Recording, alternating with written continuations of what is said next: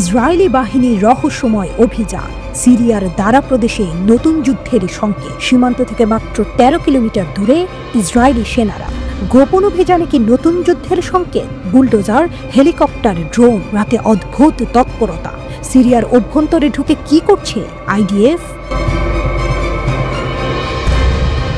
বিশ্বজুড়ে আলোড়ন সৃষ্টি করেছে এক বিস্ফোরক রিপোর্ট। সিরিয়ার দারা প্রদেশে ইসরায়েলি সেনাদের গোপন অভিযান চলছে। তবে এই অভিযান কি শুধুই প্রতিরক্ষামূলক নাকি নতুন সংঘাতের সূচনা?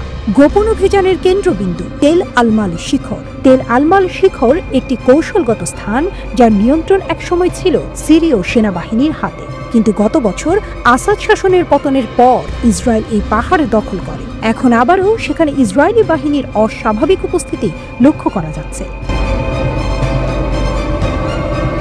সিরিয়ার গণমাধ্যমের দাবি অনুযায়ী ইসরায়েলি বাহিনী নতুন করে অবস্থান শক্তিশালী করছে। সেনারা এই এলাকায় সামরিক স্থাপনা গড়ে তুলছে। তেল আলমালের আশেপাশে সামরিক যানবাহন দেখা গেছে। স্থানীয়দের ভাষ্য, ইসরায়েলি সামরিক যান দেখা গেছে মাশরাফ শহরের রাস্তায়, সামরিক গাড়ির আনাগোনা।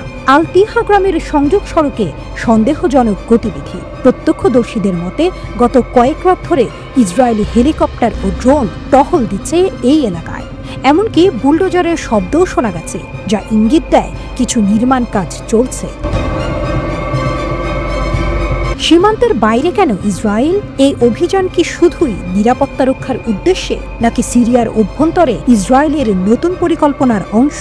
ইসরায়েলের প্রতিরক্ষা বাহিনী আইডিএফ এখনো আনুষ্ঠানিকভাবে কিছু বলেনি, তবে তারা ইতোমধ্যেই ঘোষণা করেছে সিরিয়ার পরিস্থিতি আমরা নিবিড়ভাবে পর্যবেক্ষণ করছি। ইসরায়েলের নাগরিকদের সুরক্ষায় এটি জরুরি পদক্ষেপ। তাহলে কি নতুন সংঘর্ষ আসছে? এই অভিযানের পেছনে কি লুকিয়ে আছে বড় কোনো রাজনৈতিক চাল? বিশ্লেষকদের মতে ইসরায়েল হয়তো সিরিয়ায় ইরানপন্থী মিলিশিয়াদের বিরুদ্ধে নতুন অভিযান শুরু করতে যাচ্ছে। তারা হয়তো নতুন নিরাপত্তা বাফার জোন তৈরি করতে চাইছে, যা তাদের প্রতিরক্ষা পরিকল্পনার অংশ।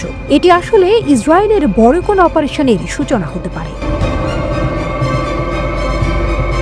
সিরিয়া ইসরায়েল সংঘাতের পটভূমি। সিরিয়া ও ইসরায়েলের মধ্যে সম্পর্ক শীতল যুদ্ধের চেয়েও ঠান্ডা। ১৯৬৭ সালে ইসরায়েল সিরিয়ার গোলান মালভূমি দখল করে এবং পরে সেটিকে নিজেদের ভূখণ্ড হিসেবে ঘোষণা দেয়। সিরিয়ার ভেতরে ইরান সমর্থিত বাহিনী সক্রিয়, যা ইসরায়েলের জন্য হুমকি। ইসরায়েল নিয়মিত সিরিয়ার ভেতরে ইরানি অবস্থান লক্ষ্য করে বিমান হামলা চালায়।